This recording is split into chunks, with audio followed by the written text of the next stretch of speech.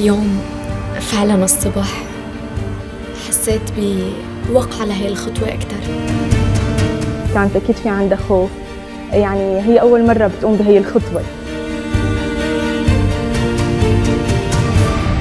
الفنانة السورية قامت بخطوة كل أنثى بتخاف منها.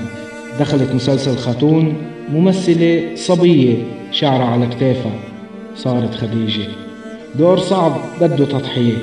خديجة سرقت شعر جيانا. أكيد متوترة،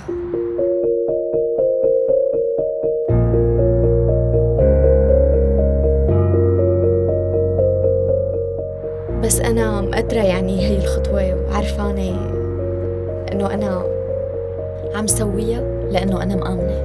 يعني أنا مآمنة بهذا الشيء اللي درسته ويلي بحبه.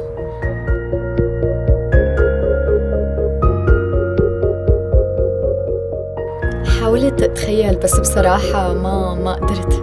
يعني أنا مبارحة كنت عم بفتح يوتيوب شوف فيديوهات بهذا الخصوص، بس ما قدرت أتخيل أنا كيف رح أكون.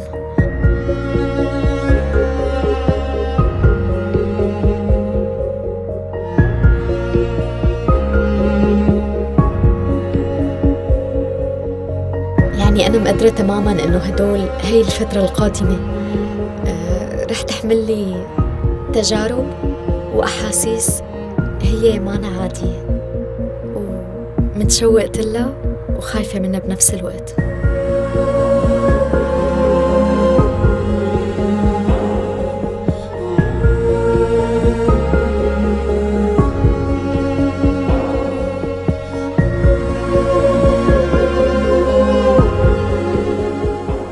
هلا اكيد شعور معه سهل، يعني هي صبيه، يعني انه بالنهايه بتختار شعرها، يعني اكيد شعور ما رح يكون بالنسبه لها سهل.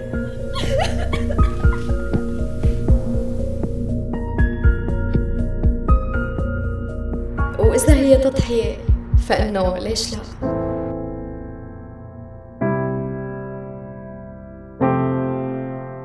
أنا جاي معها، يعني جاي هيك أعطيها شوية دعم وقوة، ما بعرف إذا بقدر.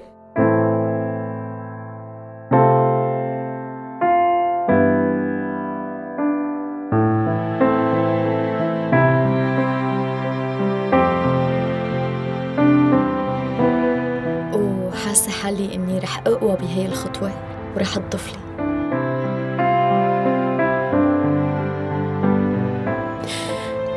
أنا متأكدة إنهم رح يكونوا فخورين فيني. بالنسبة إلي إيه أهم شيء، وبتمنى يضل على طول إنه يكونوا مبسوطين إنه عندهم بنت اسمها جيانا وماشية بمشروعها.